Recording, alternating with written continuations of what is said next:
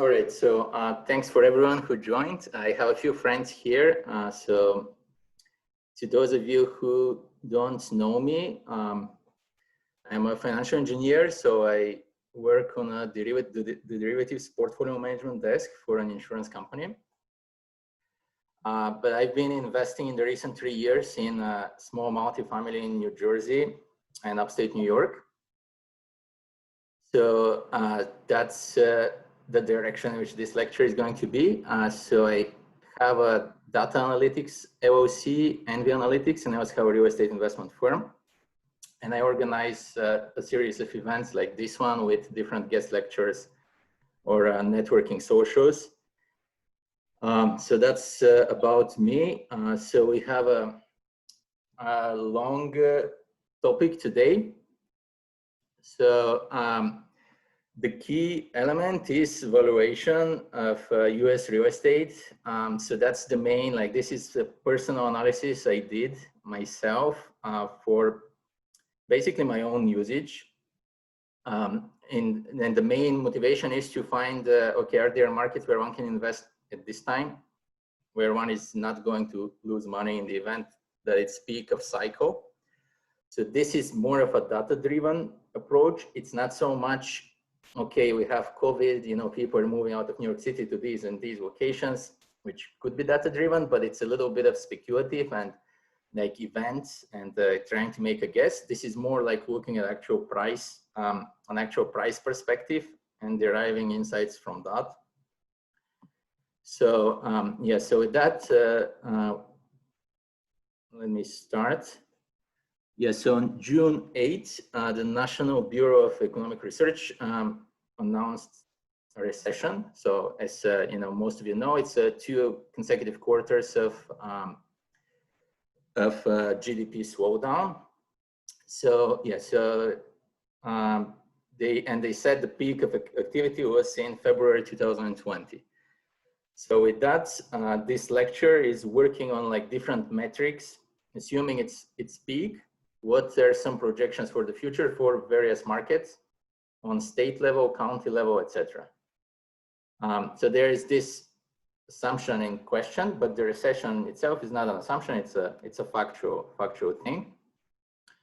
So one interesting study that maybe some of you have seen. So ATTOM Data Solutions is a data vendor that supplies data on foreclosures and some other like real estate happenings.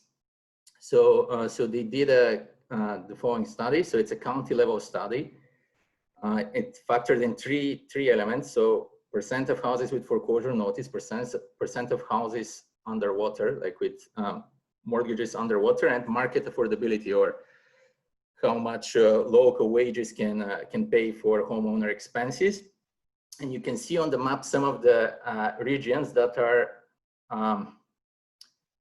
sensitive in their study, and you will see also some of those same regions have been sensitive in 2007, and some of those regions are sensitive on some other, you know, related parameters as well. So that's Northeast, Florida, Illinois, and Southwest. So moving on, so this is a lecture on private residential real estate, right? So it's mainly price histories from FHFA and things like that. So it's mainly house prices. Now I have like some fellow investors on this call, right? And some of us are interested in larger multifamily, right? In the commercial, private commercial real estate. So in that space, and then, okay, some people might as well be interested in public real estate. So this is showing like some correlation. So in this case to the stock market. So in a public real estate, so if one looks at without delagging, so one would see like super low correlation, right? It's super different. Like you look at the chart, like you have NCREIF is the private real estate index, and then the FTSE narrate is the stock market essentially, right? And you have, first of all, you have a really big downside direction in the stock market move, and then it's much smoother. So the private real estate one is much smoother, but second, it lags behind, right? So that's somewhat obvious. We maybe expect that. But from this perspective, if one doesn't delag, and that needs to be done also for the exact same assets. So these studies get done within pension funds, for instance, and for the exact same assets with delagging, then the correlation becomes 91% between the two, which makes sense. It's essentially the same underlying assets, right? So that's one thing. The reason why I'm showing this slide is, if we look at, so that's SF, that's, when is it? Like a couple of days ago. So this is one residential real estate ETF on the stock market. And you see like the percentage that it's down. So it's down as of current code 2 days ago, 23%. And it's at its bottom, it was 44% down. Now, so I speak to like other investors in the space and they say, okay, maybe it's just sentiment, right? And that's like one of the stories, right? It could be sentiment. Stock market reflects sentiment. Residential real estate is, you know, it's more stable in that sense, and so forth. Okay, so some of that is reflected in the smoothening we saw in the previous slide. But then we're looking at what is, you know, arguably the most efficient market, right? The stock market. So, and you have the most efficient market showing a 23% decline in residential real estate in US. Now we're going to look at further slides, valuations, etc., and it's not looking too bad. But again, it's something like to say, okay, it's going to be like no impact at all. It doesn't seem reasonable. I think the impact is not going to be very big, but this is something to consider as information from the stock market. Then moving on, so the next slide is, again, like as I mentioned, like some people are more interested in bigger commercial multifamily. So that's correlation between FHFA home prices. So FHFA is the governmental agency in US that posts housing statistics. So they have, so their home price index, and then, okay, an index I found on commercial real estate that isolates multifamily specifically from CoStar. So it's 97% price correlation. Now returns correlation is actually much less. It's like difficult to like have the returns match up, etc. But I mean, you look at the chart, it's like there is some, if there is a downturn in one, probably it may follow in the other, etc. So that's that. So Zillow, under the current COVID, Zillow did a literature review, and the literature review on past pandemics. So they looked at some of the pandemics, including SARS and the Spanish flu, and how they have behaved in comparison to other recessions. So there has been a stark difference in that case, let's say. So the difference being other recessions would be prolonged. So it would be, let's say, 6 to 18 months, etc. While here you have a sort of a jump back, you know. So that is like their literature review. And also in some of those, it could be also capacity for recording price history, etc. But in Spanish flu, it seems like, for instance, real estate prices didn't really drop. So that's quite interesting. Now, just a note on market efficiency, because like probably at least half of the people here are real estate investors, right? And we, from firsthand knowledge, we pretty much have the intuition the market is not efficient, right?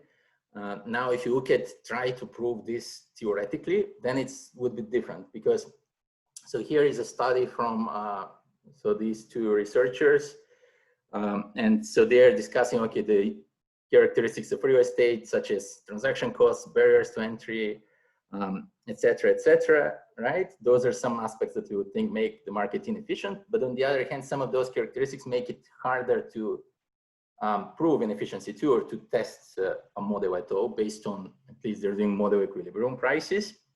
So yeah, so studies are not overly as conclusive as we would think on market inefficiency in real estate. But here is one thing though. So like a study in Istanbul real estate prices showed weak forum efficiency, basically to fail under several tests, including autocorrelation. And weak forum efficiency is, okay, efficiency based on the current prices are based on the information set from past prices. And then if you expand this information set to public information, then that's semi-strong efficiency. And then if you expand it to private information, then it's like super efficient. It's strong efficiency, right? And so weak form efficiency even is generally rejected. And I did a simple autocorrelation study myself in some of the following slides, and you're going to see it's actually pretty stunning. It's like super high autocorrelation. So that's just some comments. Now, so the company that I mentioned, ATTOM Data Solutions, they post foreclosure rates. So this is to show some of the more sensitive states. So if, for example, you guys are investing now in some of those states, it's, well, dependent on valuation, I would say, but it's generally riskier there. So they may exhibit a little bit higher volatility as well.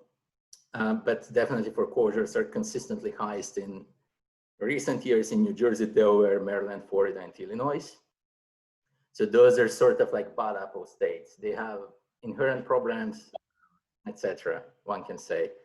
So Florida is like super attractive, you know, it's very nice, people like to invest there, but purely from a price standpoint and looking at the market, it's not like, it's not the most ideal market to invest. Volatility is super high. So that's something to consider, and foreclosures are high, and there is high percentage of foreign ownership, which makes it somewhat unstable. So then, so that's that. That said, foreclosure activity rates so those are the top states, but the overall rate is actually pretty low. So now, even if you're in New Jersey, let's say maybe it's not so horrible because it's, you know, they have the highest rate, they're the worst place from foreclosure standpoint, but then you have also relatively low rates as well.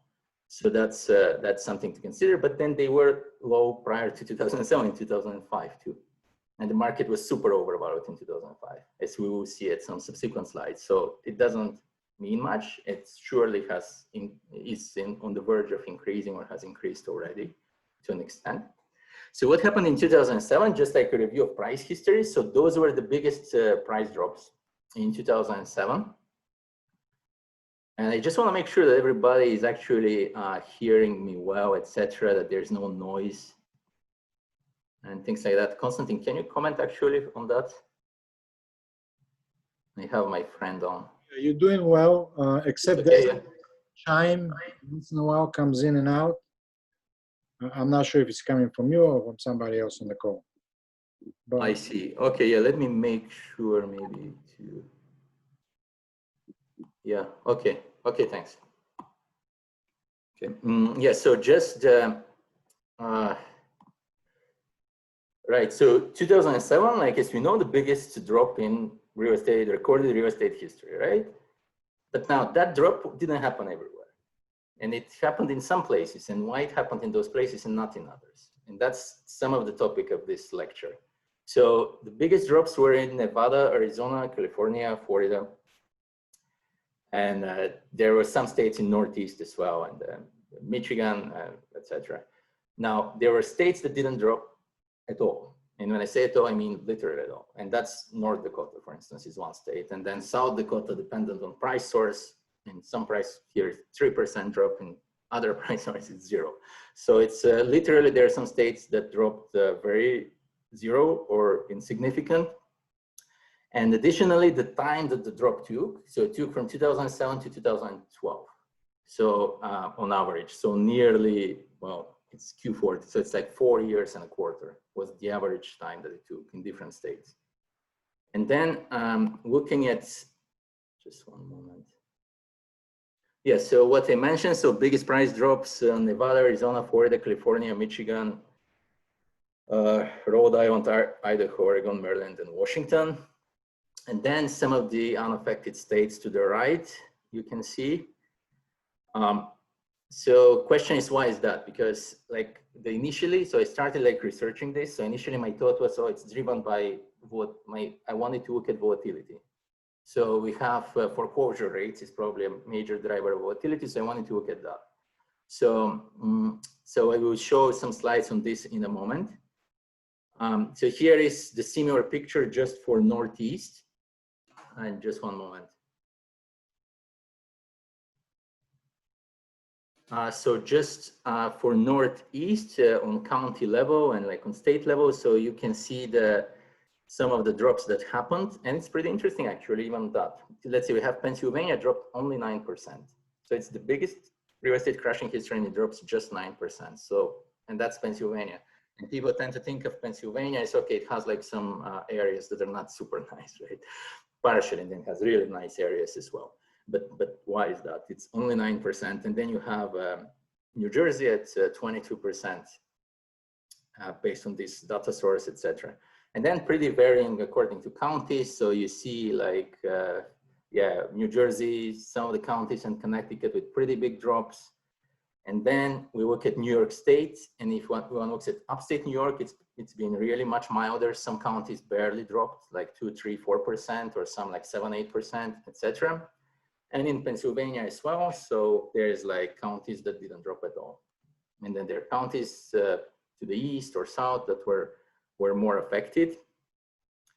So yeah, so with that, like I wanted to like understand why is that. So I looked at first at risk return. So that was the first thing I was looking into. So here is price volatility. So it's just volatility relative standard deviation. So standard deviation percentage of the average price. That's all, right? So it's a data history 75 until 2020. So biggest volatility was shown in the West and Northeast, and then some of the low income states, they tend to be pretty not volatile actually, which is quite interesting. It makes maybe sense, but not from a finance person perspective where you would expect those to be also maybe volatile, even though they're small or unattended, so to say. But in reality, they, speaking of real estate, they do become less volatile. So we have like the poorest states in America, objectively, I mean, they're West Virginia, Mississippi, and yes, some of the following states as well that they have, Arkansas, Alabama, and Oklahoma. And so they were the least volatile, and then a few more states in the Midwest. Okay, then, so that's showing the same. So biggest volatility at the very top is DC, but okay, that's a city. So maybe it's a different dynamic. It's not even a real estate or yet. And then California, so the Western states, California, Oregon, Washington, Colorado, and then some states in Northeast are pretty volatile as well, Massachusetts, New York, Rhode Island. So that's, so another thing, correlation. So correlation is a little bit interesting because let's see if you're investing in some markets, are you going to get the overall economy effect? So if the US market is doing well, like where it's going to be different though. So like some of the states that have been different have been Nevada, Arizona, Florida, Northeast, and then Illinois, Ohio, Michigan. So Nevada is like super not overly correlated. I mean, in comparison, it's just 89%. Right, and then like many other states, they here, you know, like super much, like normally it's like 98, 99% correlation with the overall US market. So that's something. Now, I had a slide on market efficiency in real estate, and so that discussed weak form efficiency. So as I mentioned, weak form efficiency is the historical prices being able to predict future prices. So this is a study I did myself that is 1 year, has a 1 year lag of prices in the different states, and these are the autocorrelations that are seen. So it's pretty interesting. So it's you know, in the like 60s, 70s, 50s somewhere % of correlation. So for example, some of you know, and we're going to see afterwards, like Colorado is like the top performing states since 2007. But then if we're not at the peak, then if you invest in Colorado now, it's 71% correlation, you're going to get the last year's performance. So it's not so bad. In the last year's performance is insanely high. So that's just something to consider. And then that's not going to be the case if you're in North Dakota, South Dakota, and some others. Yes, so in Alaska is the only one that is actually negative autocorrelation. And then, okay, so South Dakota, Maine, North Dakota is basically close to 0, and then some other states. But if you invest in Massachusetts or Florida, and if the market does not reach its peak, you might get last year's performance this year as well, pretty much. Or something, you know, comparable to that.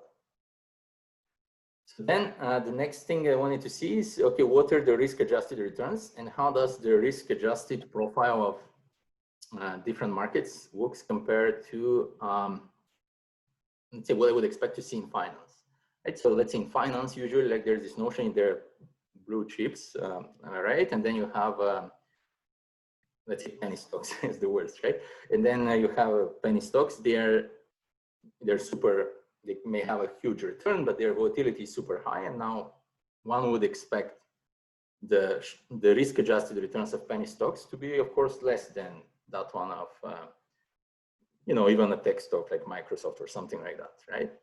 And now here, this is just as a comparison from finance. So Sharpe ratio. So Sharpe ratio is essentially the excess return or excess expected return divided by standard deviation. So in finance, for instance, in recent years, and that varies by period, mid-capitalization stocks have had maybe the highest Sharpe ratio. And then you can see, okay, it's just, and this is just an example, the small and cap and large cap stocks have the same Sharpe ratio in this study. So on the graph, we have small cap stocks with higher returns, more up, but their volatility has been higher, so they're risk adjusted, they're the same, right? So the similar study in real estate at state level, and I have it, I have it at county, etc. level as well. So that's showing, so that's, I wouldn't say it's the very best metric, to be frank, because, okay, so it's showing based on history since 75, it's showing Colorado, Kentucky, Washington, etc. states in the lead. Now, if one changes the period, the set of states changes quite a bit. Like, for example, at the very bottom, like with the lowest risk-adjusted returns is Vermont, which is not even intuitive because Vermont, okay, one would think things are very stable there, right? But the actual metric, they have had like decent standard deviation, 51%, it appears in this period.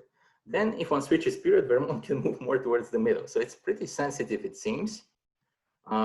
But still it's something to consider, right? And one thing is, it's also sensitive to what purely performance has been, short of the volatility.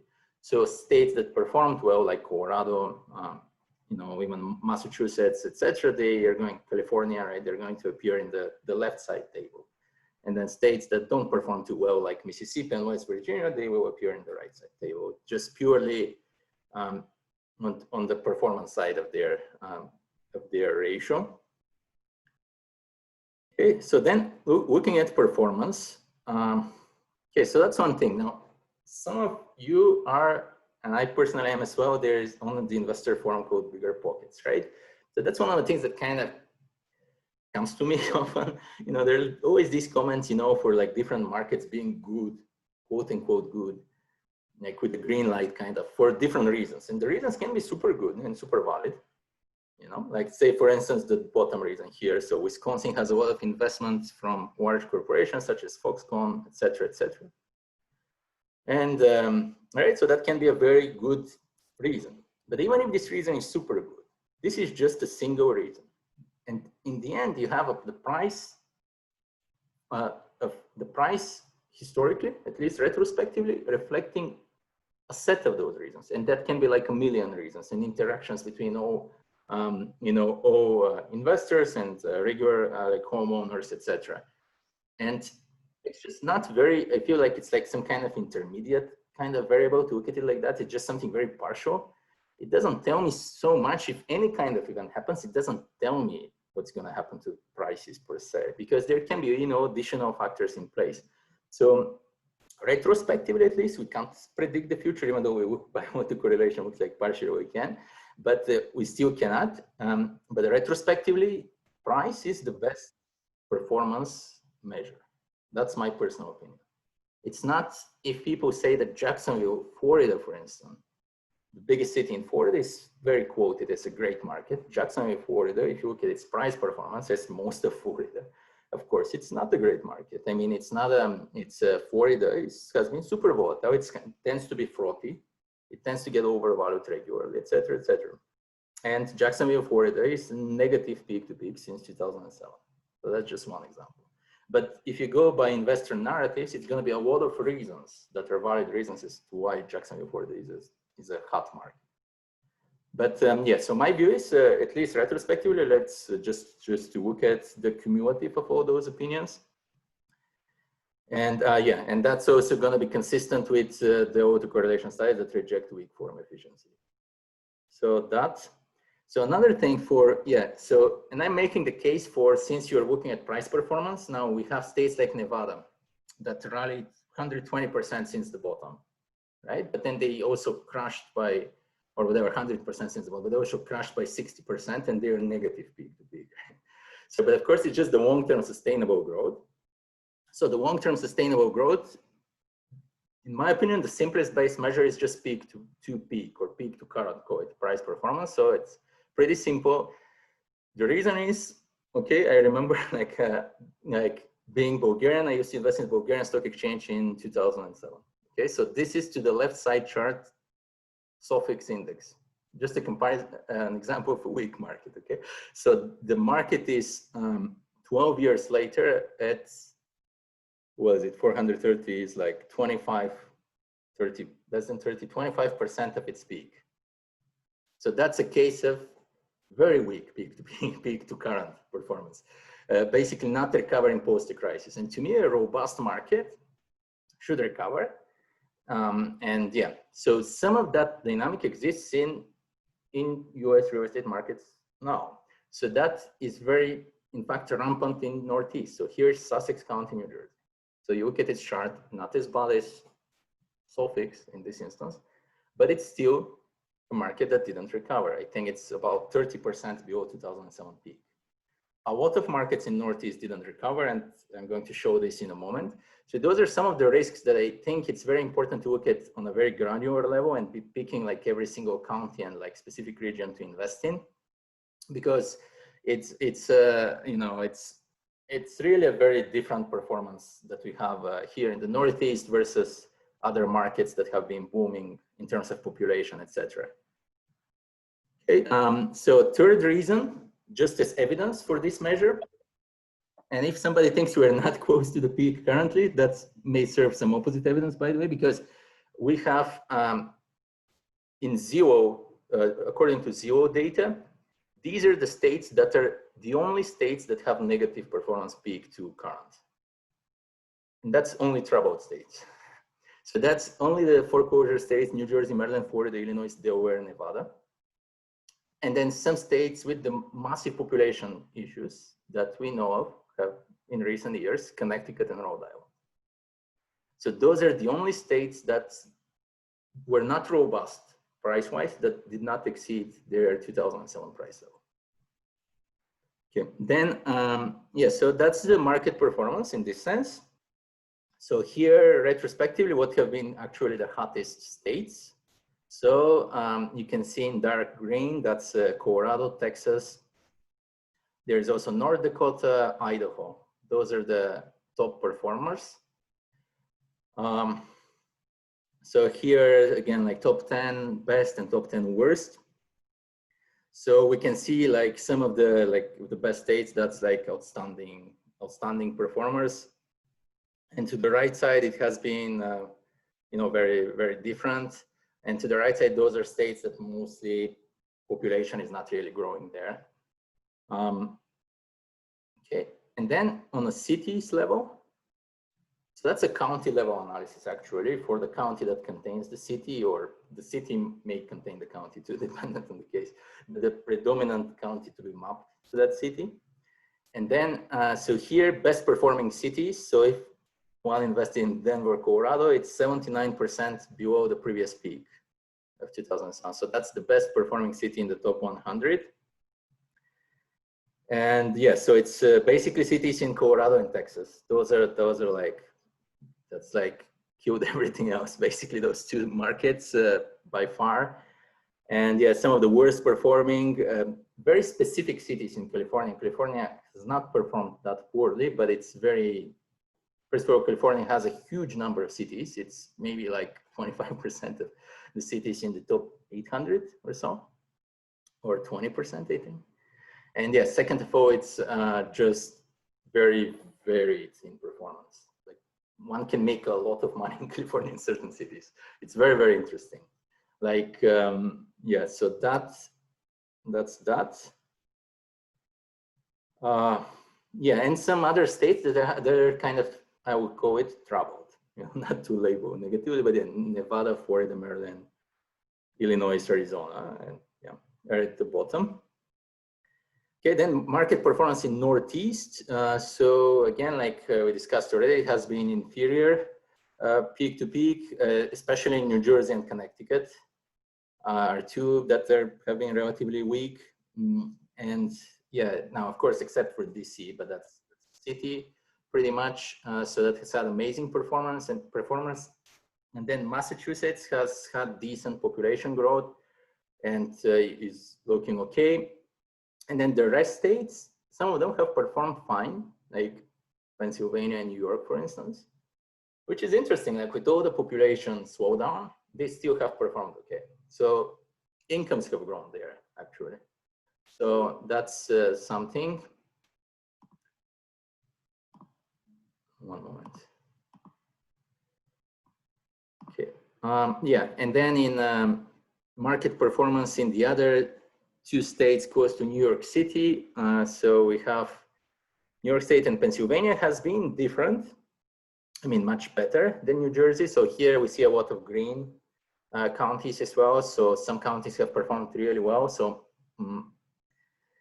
Allegheny County in Pennsylvania, that's Pittsburgh. So that's the best performing city, I believe, in the Northeast in this market cycle. And then cities close to and counties close to Niagara Falls, basically Niagara and and Buffalo have performed actually very well in New York State, and overall upstate New York has performed really well. And then the parts closer to New York City have performed the worst. Actually, if somebody has been budgeting, okay, I'm gonna pay a higher price and maybe compromise some cash flow or something to invest closer to New York City. In fact, then market performance was worse as well. So that's how it worked. Then a note on New York City suburbs. So that's just what I mentioned. It's pretty interesting because we have New York City with all the domestic migration. Everybody going, not just now during COVID as projections, but already for a decade, people moving from New York City to other places.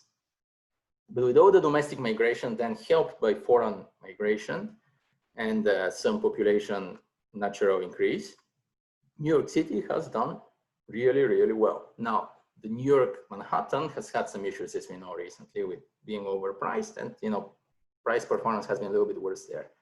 But the rest boroughs in New York City have been amazing, and then not so for the immediate suburbs. So like me as a New York City suburb investor, like that was something that kind of, oh, that's like a bummer, that sucks, right? Because we have Hudson County in New Jersey and Long Island, essentially Nassau County and Westchester, significantly underperforming the city itself. But then more important, they're significantly underperforming actually other cities in America. So yeah, so I think I didn't put it here, but the median performance of cities is 15% peak to peak. A lot of cities, one could have done amazing, as we see, like some of those. So if one invested in most big cities or in half of big cities in America for sure, then one would have done better than investing in New York City suburbs. So that's something to consider. Okay, so now coming to this is the most important section of valuation. So that's the main findings for today. So I think valuation is important. So the case from finance. So in finance, we have, so everybody knows we have price earnings ratios, right? So price earnings ratios. So here is a study done by John Hussman. So this is a hedge fund called Hussman Investment Trust. So here price earnings ratios show trailing 12 months price earnings ratio shows 76% correlation to subsequent actual S&P 500 total returns. Now, then some metrics have been developed that are improved, that behave better, that then show higher correlation, right? And Hussman funds, they have some of their own metric at the very top, same supposedly, their data is correct, showing 91% correlation with subsequent drops. So valuations are important. We don't know what the timing is going to be. We don't know when a drop would happen, but when that drop happens, that drop, according to this, let's say from finance, would be consistent with valuations, with some correlation, like 91% to that valuation metric, if it's non-financial market cap, corporate gross value added, for instance. So then that's why it's important. So my goal is to do like the same thing in here, right? So then, so first, this is like an article that I saw on Visual Capitalist for most overvalued countries that seems to use a similar approach, except the researcher used several metrics: house price to rent ratio, house price to income ratio, real house prices, credit of households, percent of GDP. So he used like those metrics, and the map here is showing the most overvalued according to house price to rent countries. So it's pretty interesting actually, because we see US not particularly overvalued, and that was middle of 2019, but okay, it's not super different versus now. So, but on the other hand, we have Canada, some countries in Scandinavia, and also Australia and New Zealand, very, very overvalued. And then we have UK, quite overvalued as well. So that's pretty interesting. So now the 110 ratio that they're getting here on house price to rent, it seems pretty reasonable. You'll see based on some of the subsequent slides I'm going to show. So I watched a lecture just like this one on Meetup by where the guest was Ingo Winzer. So Ingo Winzer, in 2005, he was on the news and he was basically saying that markets are dangerously overvalued. So those were his states in 2005. Now he wasn't just talking about it. He actually had data to back it up. I mean, some of specific cities, I'm sorry, he was referring to specific cities. So he was showing like all the cities in California, etc. And this specific table was in 2006, okay? So, yeah, he was doing it for some time. So in 2006, showing like some of the cities basically overvalued versus historically where they should be versus incomes, local per capita incomes in that specific city. So one didn't have to wait till 2007 to know that the market is overvalued. It was actually, one could measure it and one could go and speak in 2005 about it. And that's completely doable. And so that's one thing. So now, so I essentially went and recreated like a similar study myself. So I just computed for at cities level, state level, and at counties level. So states meaning okay, 50 and District of Columbia 51, and then counties, I think there are about 2,700 that are available. So recreated the similar study, right? So the study uses so basically the study uses just two sources of data. So one is price histories from on the state level. I used Federal Reserve Bank of St. Louis, or FHFA on county level, and then income history is from Bureau of Economic Analysis. Right, so just those two variables alone, and I computed how the metric, how price income ratios have been historically, and then percentage deviation of that. So percentage deviation of that is displayed in this map. So that means, for instance, in Nevada, it's 49%. So this vector of numbers that includes the 49% has been correlated 83% with the actual drops that happened post 2007. So that's such a simple study. It's like 4th grade material, right? And then you have 83% correlation versus the subsequent actual price drops. So that's, I thought, like when I did it, I thought, wow, that's amazing. That's like so useful, because, and one reason why it's useful is what happened in undervalued states and the fact that they almost didn't drop. So that makes for continuity. If anyone like myself is involved in this business, right? You want to have continuity. You want to be able to continue doing business, but certainly you don't want to be dishonest, right, with your investors and buy things that are going to lose money or something, right, etc. So that's ridiculous. So you want to obviously, you know, have a good selection. So that I think this framework allows that. So that's I was really happy for. So here's in 2007 what happened in overvalued states. So the most overvalued markets were California, Florida, Arizona, DC, Nevada, etc. So you saw also previously the drops. You see them also here. So the actual drops that happened. It's not the exact same percentage. And you see, by the way, DC is a very different story because there is a huge income growth there, and DC has never corrected, and including until now. So, but DC is a city, so those kind of dislocations happen on a small level, but it seems they don't like happen on the actual states level. So that, and then very interesting what happened in, yeah, one moment. So yeah, so the median valuation was 26% for overvalued markets. Overvalued, let's say greater than 10% valuation metric. And then the median actual drop that happened was 22%. Okay, then the same thing in, call it fairly valued markets. So between 0 and 10% valuation, 0 to 10% valuation, the median drop was 11%. And the median valuation was 5%. Right? So it was milder for them for sure. And then most interesting what happened in undervalued markets. So in undervalued markets, so they had a median valuation of -5%. And what was the drop? 4% median. Now 4%, it's actually, I would say, that's actually not a drop in valuation terms. That is an income drop.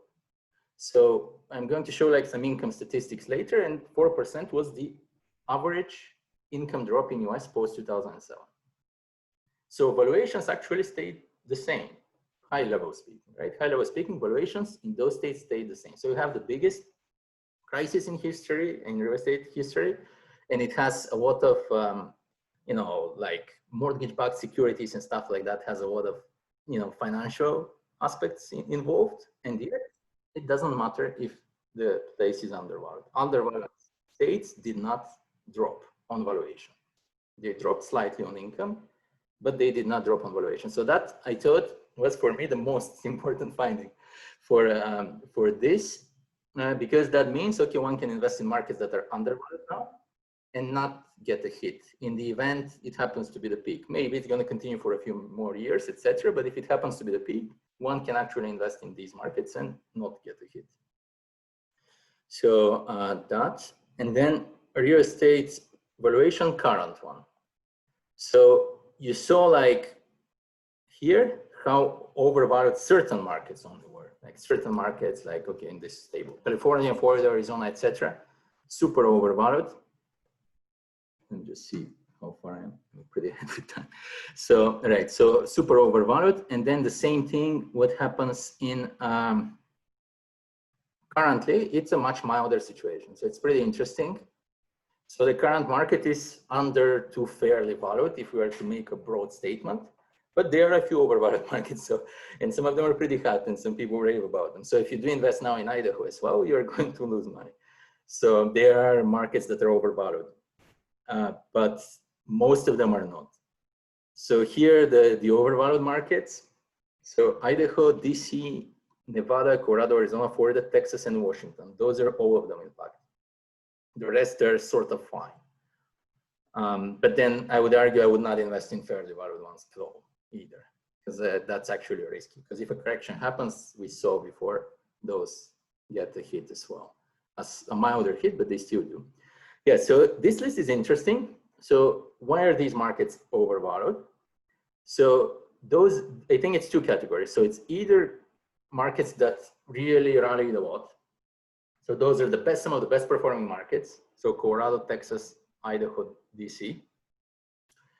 But also it's some markets, I'm sorry, that have just weaknesses. So they actually performed not so strong peak to peak. So we have Nevada, Arizona, and Florida. They weren't so strong, and yet they are overvalued. Why? Because I mean, they have weaknesses. Their incomes didn't perform so well. So we have some of the weak markets appearing in the overvalued list, and we have some of the strongest markets as well. So that's that. And then here, what I do is, so I do a linear regression on valuations and price drops in 2007 and current valuations, and what will the price drops be. So I use just the regression coefficients from 2007, just slope and intercept, right? Pretty simple. And those are the projected drops. So now, to clarify, this is not because I'm bearish and I think that these drops will happen. In fact, I'm making no statement whether they will happen. It is because it is that I make that assuming we're at peak, and that's why some of those measures speak about peak to peak price change, in fact, because we don't know if it's the peak now. It may be peak to current, should be called, right? But I speak of peak to peak current price change because assuming we're at peak, these are the drops to happen from that peak date to 4 years later, let's say, to the very bottom. So that's what is what this is showing. Because what happened in 2007, the valuation that was at the exact peak date in every region is taken. What is the valuation at the exact date, which is different in all regions. And then there is a different time that is going to last the drop, which could be for 4 years, or it could be 3 years or 6 years in some locations. And over that peak to bottom drop, this is the drop to happen. And that's what is correlated 83% on the state level. Okay, so then fairly valued markets. So we have a few of them. So they're projected some drop just because they're using that worst case scenario, right? They're using 2007. They're using, it's not so worst case, it's just a correction scenario, that the correction happens.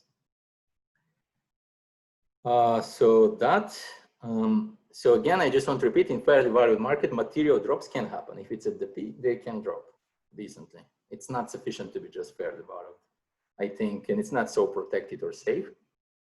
And then current undervalued markets, you see a long list. The majority of US states are actually undervalued. Okay, some of them still project some drop because, I mean, first, that's income drops as well, right? And some of them are close to fairly valued, so they can have a somewhat bigger drop, etc. if a correction is to happen. So that's possible. Okay, then markets, for market selection. So my personal view in those terms is, of course, to pick undervalued markets, but undervalued markets that have performed well. So that's what this table is showing. And I have some, yes, so these are like some pretty good states, actually. So you have like Kansas, Indiana, Oklahoma, Iowa in the lead, actually, because they have performed. You see 27, like Indiana, 27% peak to peak, and yet it is still undervalued. So that's the kind of market I think to invest in. So just one moment. Yes, so then some scenarios post, if something is overvalued, does it mean it's going to resolve or not? Is it going to correct? Not necessarily, right? So one scenario, is it correct? So this is the table above. So you have, assuming that the historical price to income ratio should be 4, let's say. Then now if we're now at 5, so we are overvalued, well, 25% from the bottom, 20% from the peak. So we are overvalued. So price correction, just price drops 20%. So that valuation is resolved. That's it. Second scenario, reduced price growth. So price drops very little, just 2%, let's say between, let's say 5 time periods. And then income grows, but doesn't grow that much. Income grows normally, but price grows very little. It's reduced price growth, and then, okay, the valuation resolves. And the third scenario is, okay, prices grow really nicely. It's possible that they continue. The market is overvalued, prices continue to grow nicely, but the valuation still resolves. So that's if income grows there's a super growth, essentially. So that's the other scenario, and that's how it looks in graph terms, the same discussion. Now, as a case study for that is, for instance, Brooklyn, New York. So Brooklyn, New York is pretty interesting. So it was overvalued 55% at 2007 peak. And yet, the price correction that happened was actually only 14%. And yet the market is somewhat fine now. The market is currently, the current valuation is only 6%. 6% overvalued. So that's pretty interesting. So yeah, I mean, that's a mix of, so the post from peak to bottom, valuation moved from 55 to 12%. It's a mix of, okay, the price dropped, income, unlike in other places where incomes dropped, their incomes performed well. They continued to increase. They just didn't, they had, I think, a slight hiccup sort of, and then they continued to do really well. So, so incomes did well. And then there is also some change in the historical levels. I mean, of course, due to recent history, but that seems accurate to be reflected. And so, yeah, so with that, that was the change in valuation, but it was affected in some of the other elements, and price was only some component. It's not very typical. So it's not very typical, but yet the situation was mild there. It would look very different in most other locations because income is going to show a negative change here. So, and the whole thing is going to be different. But that's sort of, you can call it an income super growth scenario. Because even in the times of, you know, basically the market in crisis, etc., Brooklyn, New York incomes increased. So that's pretty interesting. And then, yeah, so how often did a correction happen? Like if we have an overvaluation, is it going to correct or no? So we have, let's say currently, so from 2,700 counties, so they're about 38% are overvalued. Oh, no, in 2007, I mean, with about 38% counties were overvalued, meaning more than 10%. They were still overvalued more than zero, but let's say fairly valued 28% of them, and then undervalued 34% in fact. And then the overvalued counties, 93% of them corrected. So corrected meaning, let's say at least half of their valuation overvaluation got removed.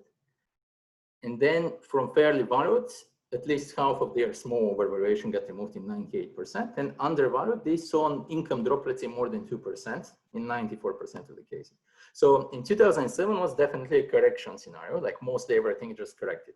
So that's pretty interesting. Okay, so then the same study performed at county level. So at county level, there is much lower correlation. So it's much harder to predict what's going to happen in individual counties. So it's not 83% anymore, it's 73, but that's different. So that's already kind of weaker, I would say. But still, this is a regression of 2,700 US counties, their valuation metrics in 2007, and their actual price drops that happen. And still that shows 73%, which it's still, I think, looking pretty good. So that's about the county level regression. So based on this county level data, these are some cities currently, which are currently overvalued.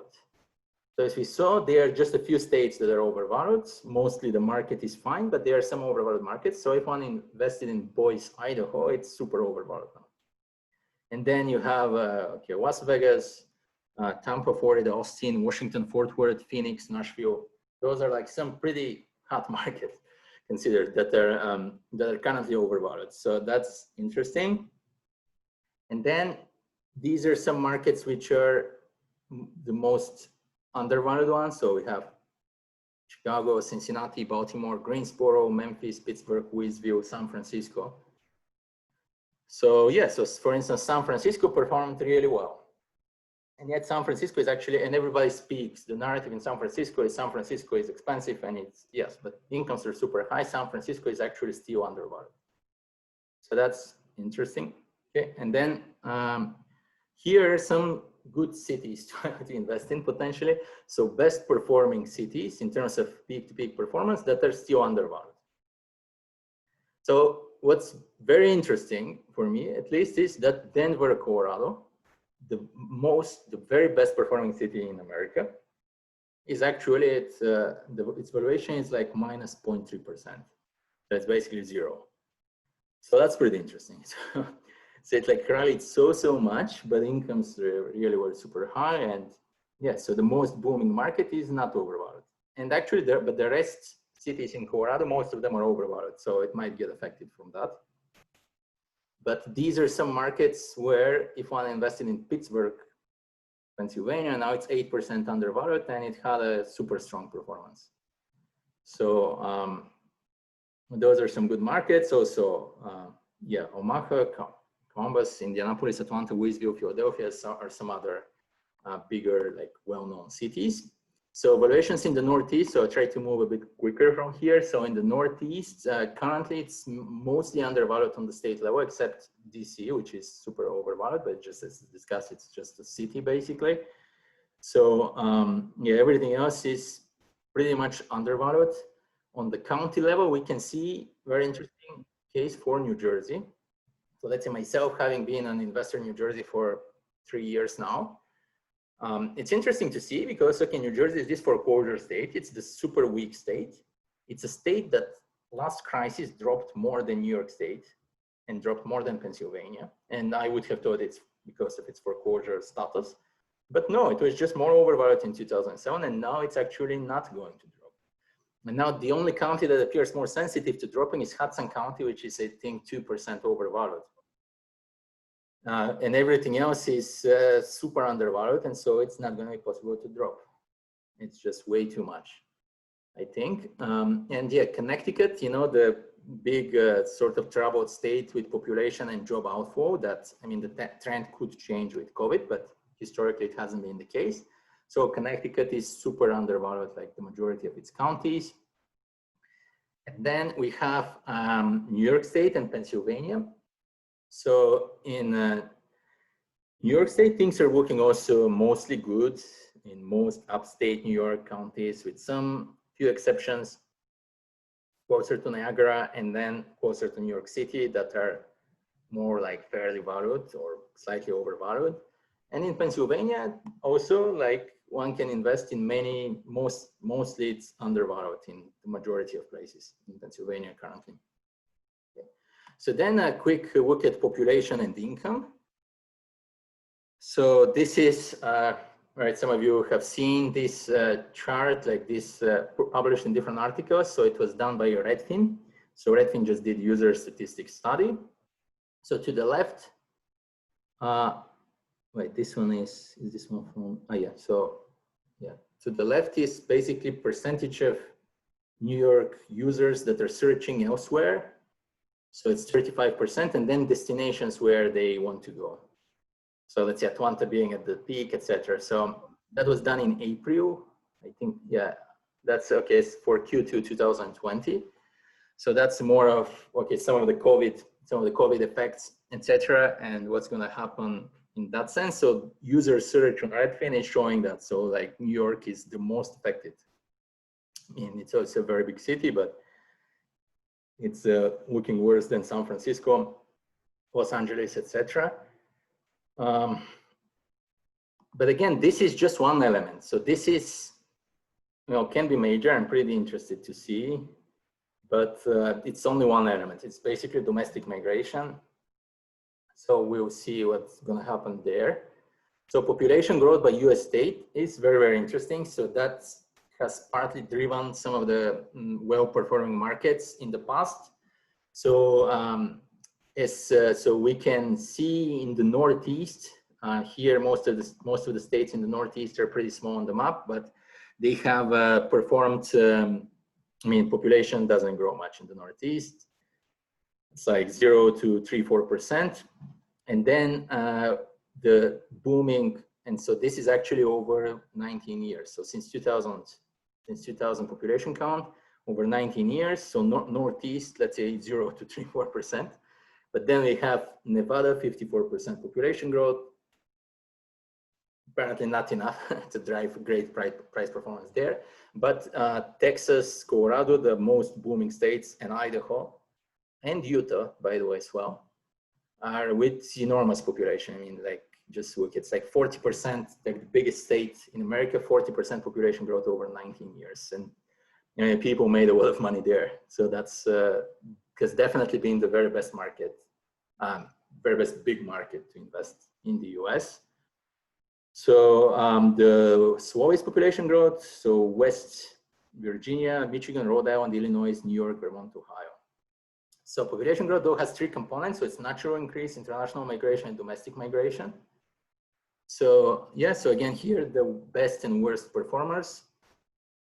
So Florida, Arizona, and Nevada, that are not the most stable in prices, have had low population growth, but it appears it's a little bit frothy, or how to say. So yeah, it hasn't been reflected in their prices for sure, because it's a different dynamic. There are a lot of foreign buyers. There's like aged population in Florida, etc. So that, but yeah, to the right side, worst performance, there's quite a bit of Northeast there in some of the lower income states. So the domestic migration, so has been strongest. So most people have been moving towards the West, except California. So have been moving towards Western states like Nevada, Arizona, Oregon, Idaho, Washington states, Montana. And then, yeah, also Colorado, Texas, Florida, and North and South Carolina. So those are the places where people have been moving over the previous, this is since 2010, so over the previous 9 years. So where it has been the weakest, Alaska, Northeast, parts of Midwest, Hawaii, Kansas, and New Mexico. Domestic migration, here the same, so the same thing that I just mentioned in table form. So international migration, though, has been a different picture. So that's some of the effect that is offsetting, that is keeping New York State up. Because if we look at like people are concerned about people moving out of New York City now, people have been moving out of New York City already for 9 years. So in the state as well. So New York State is, what is it? It's the second worst in domestic migration the past decade. So that said, it's one of the best in international migration. So international migration has been strongest in the Northeast, in Florida and Hawaii. So that's where foreigners want to live. So that's interesting. And then international migration, yes, so that's the same discussion. New York State at 4%, New Jersey is also pretty strong in international migration, 3%. And the worst performance, well, some low income states and I don't know, places where foreigners probably don't go. So it's West Virginia, Mississippi, Arkansas, etc. Natural increase by US states. So that's just the like births, less of deaths, let's say. So natural increase has been strong in the West, except Oregon and Montana, Alaska, the Southwest, like the 2 Dakota state and Nebraska, and has been weak in the low income states, Florida, Northeast, and Ohio. So in Northeast, natural increase is also relatively weak. Yeah, so we see Pennsylvania to the right side among worst performers, for instance, and Vermont and New Hampshire, is some Rhode Island, Connecticut have been weak on that front. Yeah, and Utah is number 1. Okay, so income drops. So in 2007, like as we discussed, like there were some of those price drops and valuations adjusted, but partly also incomes dropped. And then incomes dropped the most in, well, again, lower income states, West Virginia, no, sorry, were dropped the most in the opposite, in the West, Southwest, and Florida. Well, not the opposite, but in those states. And then the smallest in lower income states, West Virginia, Maine, Kentucky, Alaska, and parts of Northeast. And so that's pretty interesting. So income drops have been pretty substantial, like 10%, let's say in Nevada, which is huge. And then in Vermont, let's say just 1.5%. Now, where have incomes been growing? So we saw where population has been growing, but it's interesting that some of the places that have been weak on population, the incomes have still grown though, and that have kept real estate prices there. So that's, for example, New York State. So West US, parts of Northeast, incomes have been growing the strongest. So we see like places like California and New York, population is leaving those places, but incomes have grown quite nicely. So that has kept prices. So so that's the view of that. And the worst performance we see in Alaska, Connecticut. Connecticut has had significant job issues. So hopefully that changes for the better for them, maybe in the next cycle. Okay. So that was most of the data. So now some insights actually. So now, because here I've been looking at valuations, but most people concerned with bigger multifamily, they tend to think of a market being overvalued if cap rates are low. So that's the usual thing. I don't think it's a good way, honestly, but I understand why it's done in the larger multifamily space. But so this is like, okay, correlation between cap rates and interest rates. So now if the thinking then goes, because interest rates are low and they're, you know, maybe getting even lower, etc. It's the general trend moving towards Europe, maybe, and Japan potentially, right? So interest rates are super low. So what is so cap rates are low, and they're going to be even less. And now the thinking is, now let's say if I go and compute those valuation metrics, so are they correct given they are at the current low level of interest rates? So maybe you know, that's maybe they should be adjusted, you know, for the low level of interest rates. So that I did some study on this. Yeah, but before that, just per regions. So there is some data from readnotes.com on cap rates in top 100 cities. And this, I did some correlation of just how cap rates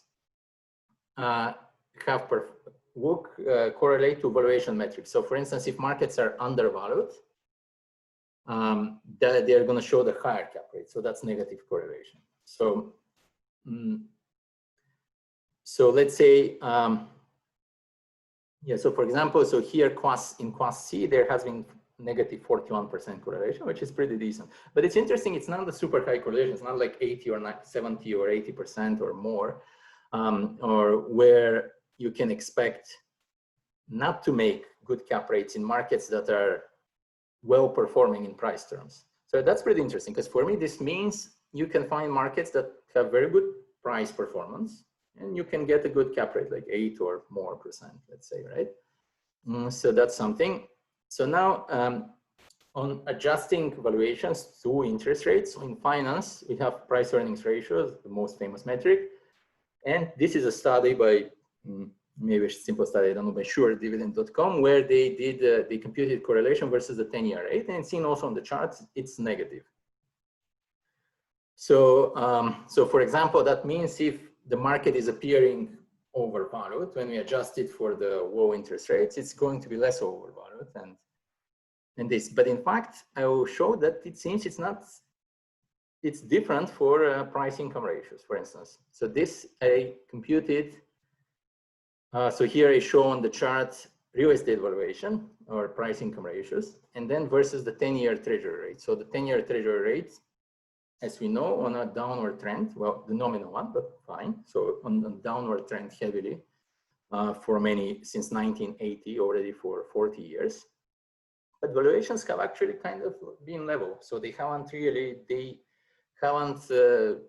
moved in any way. But let's say, okay, if somebody says one needs to make an adjustment for interest rate. So I did it quickly. So based on a regression versus the 10-year interest rate, the current valuation is 5.89 for US real estate. So it's 5.75, right? And then using the regression coefficients versus 10-year rate, if we try to predict that, it's 5.89, so it's actually higher. So it's pretty interesting that price income ratios have actually had positive correlation versus interest rates, which is quite interesting. Now that's in the more recent period. It has been less positive before, like closer to 0. But still, it's not a negative correlation. It's not showing what is in finance as 65% or 53% negative correlation that is clearly pronounced. Here, it's more interest rates are going down, but valuations appears do not need to get adjusted. I would adjust them if so, but it appears not the correct approach. So that, then a further study is to look at some of the metrics at the beginning of this presentation in terms of trend metrics like autocorrelation and risk return metrics. So volatility, risk-adjusted returns correlation, autocorrelation, to look at them not on the price level, but sort of to normalize the price by income. But then that's valuation. So essentially to look at the valuation, like look at the metrics on that. So that would be something honestly, it's like way too many slides. It's like over 80 slides. So I cannot I wasn't able to do that as well and include it here. And yeah, so we are over time, but we'll use a little bit of time for questions in a moment. So, but that would be a good study to make if somebody has the time. And another study is, okay, correlation study for undervalued markets.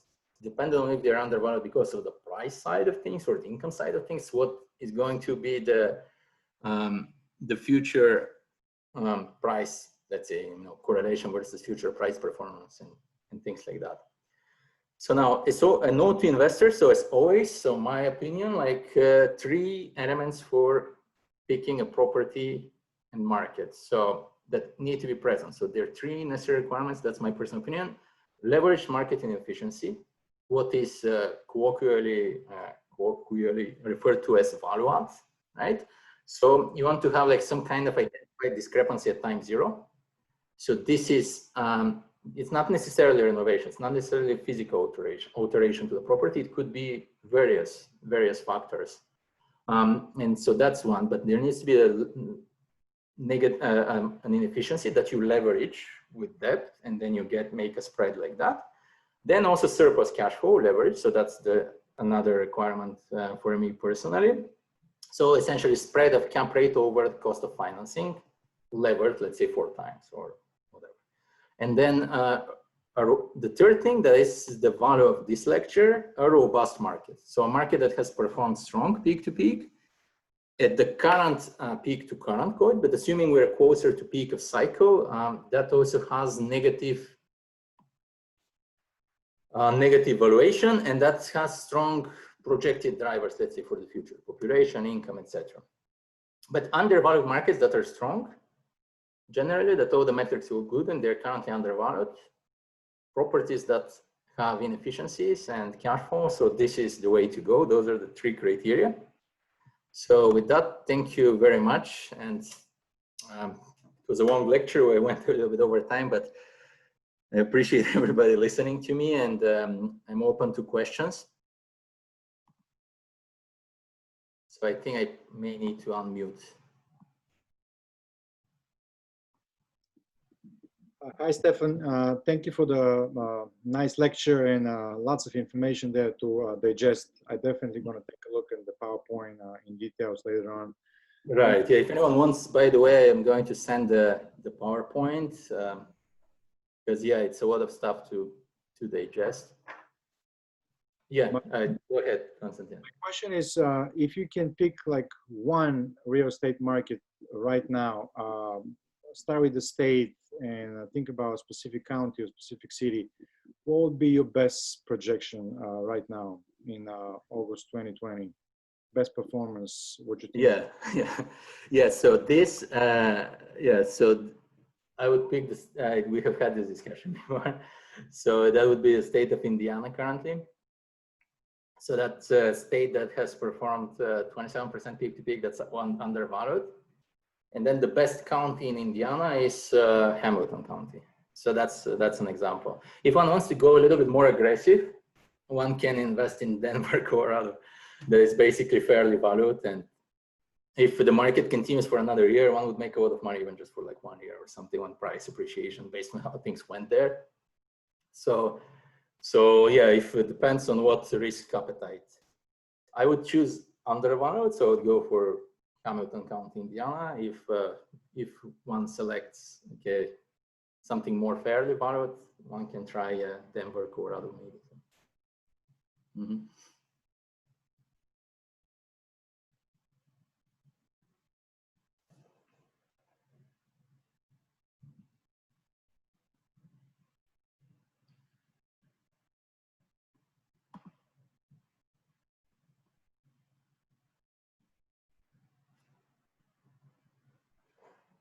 Yeah, do you guys have any questions? I have a question. Was the majority of the asset class multi? Yes, Stefan. My name is Paulo. I have a question real quick. Yeah. Hey, Paulo. How are you? I recall at the beginning of the presentation you said you invest mainly in New York, the Jersey area. Is that correct? At the Northeast? Well, I have been investing as an individual investor there, but I've been looking at syndication recently out of state. So yeah, definitely more informed by some of this analysis. Okay. What do Yeah, you? so this analysis has informed me not to invest so much in the, in our region. I would say, if you're, I'm not sure, are you from close to New York City as well, or? Well, no, I live in Atlanta, Georgia, in Atlanta. Okay, Yeah, that's cool. I was just wondering for so your opinion basically on investing in major cities. I know you mentioned Indiana and places like that, or Nevada, Colorado. What do you think about places like LA, Miami, New York, and Mhm. without having to factor the price or the money to invest, just as a market in general? What's your opinion on investing in those cities? Well, okay, you mean the second part, you mean because of affordability, it's kind of harder to, in absolute terms, absolute prices are higher, so this kind of thing, or? Yeah, without having to factor the price. So without thinking about the price. Without So thinking, yeah. okay. Well, I mean, yeah, so it's very different in different ones. There are also big cities in some less trendy states, etc. But as we saw, it's interesting. Like, so let me show just one moment, like some of the cities view. Mm-hmm.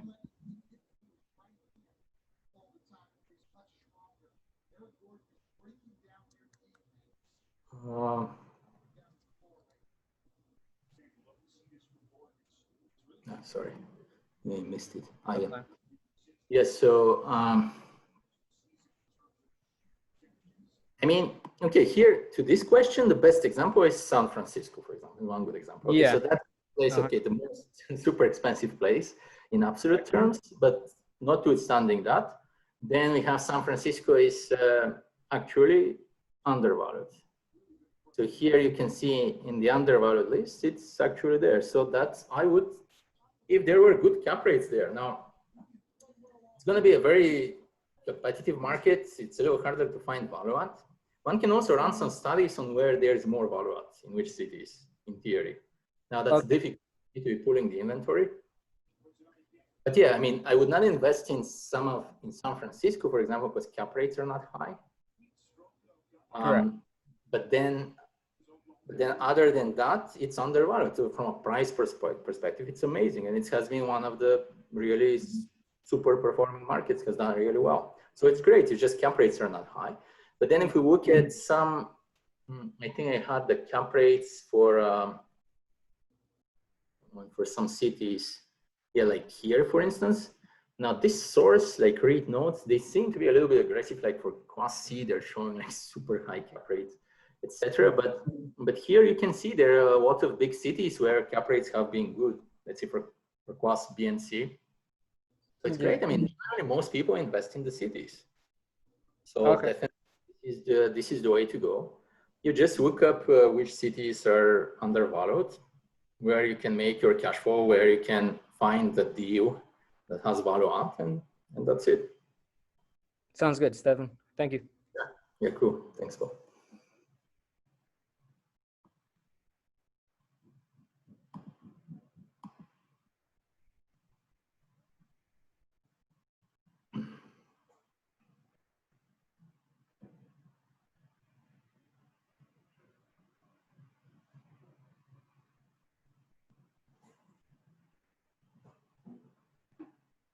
Anyone else? I have a question about the even like here about the REIT. I think it's a bit quiet.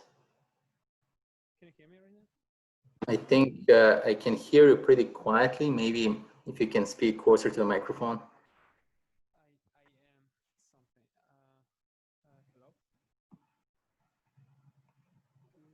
Hello. Sorry. Okay. Sorry. Would it be possible to just put also to put it on the chat, maybe, your question, because I'm not able to hear. I'm not sure. Now it's better. I think now it's better, maybe. I'll just ask on the chat.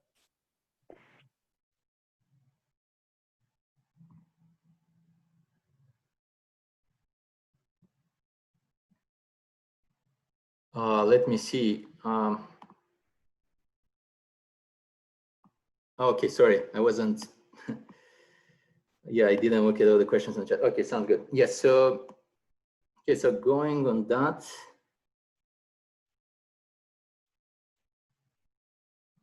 Yeah, I mean, I'm going to send the slides to everyone, so that's good. And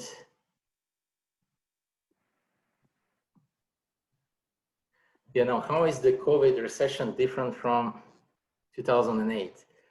I mean, this is a good question because, yeah, I mean, of course, I think for specific markets, again, Evelyn, I'll get to you as well. But yeah, I think COVID will be, of course, super different for like maybe places like New York City. So it's going to be a very, you know, can be, you know, population to move out of there, etc.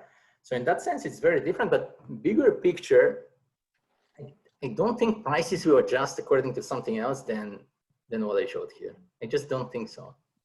I think in the end, it always comes down to the same. Like there will be some income adjustment or something. And in the end, I think it's going to be a function of valuations as well as to how big the drop is going to be, at least in residential real estate. But yeah, it's a very difficult question. This is more of a data informed kind of study that I cannot really, it's very hard to predict. It's what was shown on like the Redfin, that slide from Redfin where they show different people moving out of New York City to different cities, different other cities. That's going to be very, very interesting for sure. So topically on a county level, it's going to be different, but big picture, it will be the same. It will be still drops according to valuations pretty much, and things that are undervalued are not going to drop. So, and I mean, there are places where like in 2007, there was massive population influx into Nevada, the way it is this decade as well. And the massive population influx still didn't prevent prices to drop 60% in Nevada, which was super overvalued. So at least what I see in the data, things at the peak, things move per valuation. Everything else is just like talk. But that's just what actually happens. So this is my answer. And then Evelyn, so to your question, so price performance of real estate investment trusts, equities versus real estate asset returns. So this, so at the beginning, I had a couple of slides that may help. Right, I mean, specifically the stock market, like the real estate investment trusts, this has been documented, like I said in that slide, according to studies by pension funds.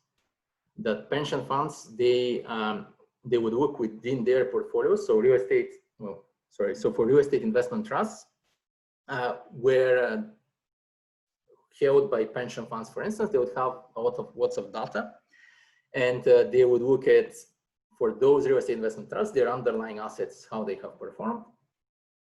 And yeah, for the exact assets, right? If we have, let's say, this is real estate, residential real estate investment, REZ. If we take REZ, you have the exact underlying buildings that are in REZ. There are also mortgages in it, though, indeed. But you know, it's like 50% just the actual buildings. But the exact buildings in it, they're going to perform according to this. It's just going to be more smoothened, but there will be 91% correlation according to this study. Now, how other buildings will perform is a different question, but the exact buildings underlying specific real estate investment trusts, they will perform, of course, very much in line because it's the same thing. There's no reason, and to me, the equities are informing for the private real estate market because it's the most efficient market. I can't beat it. I can't do better than that with my thoughts or something. It's like if you try to trade the stock market and then you typically would lose, you know, in frequent cases at least, you know, it's because it's difficult to have, you know, such good information. So this is the best information that I personally see.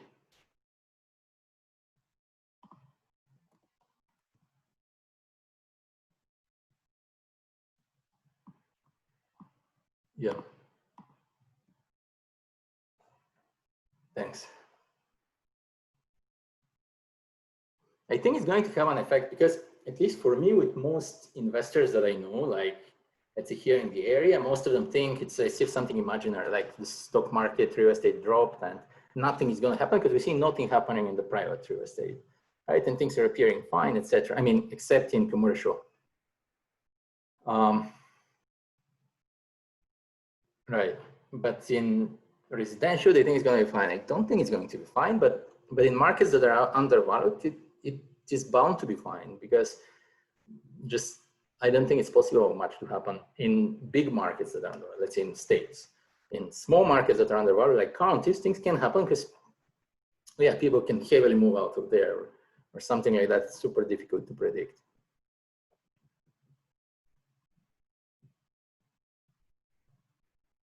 Yeah.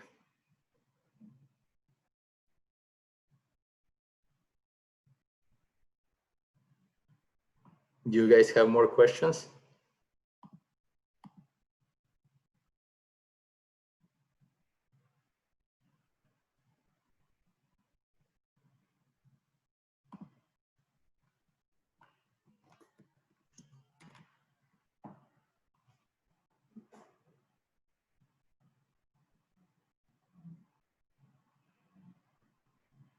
Yeah, so I think it's, very useful. So if you guys want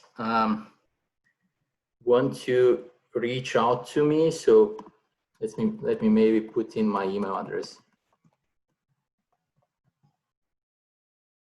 So this is my email address. So if you want to reach out, I can send you the presentation and maybe you will look at it and think on your own, because it's a lot of views and, sorry, I think I didn't send it to everyone.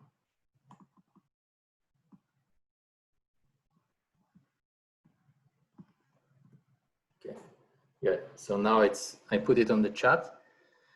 So yeah, you can look at things yourself, and I mean, I would suggest maybe like replicate like some of the same studies. It's like so easy, honestly, but it's just useful, I think, and just try to like get a sense about your specific markets.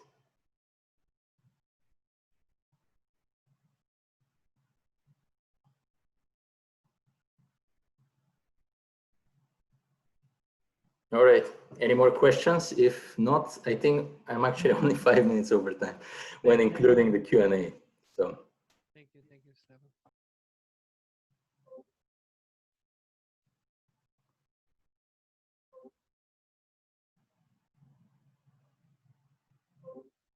all right, thanks everyone.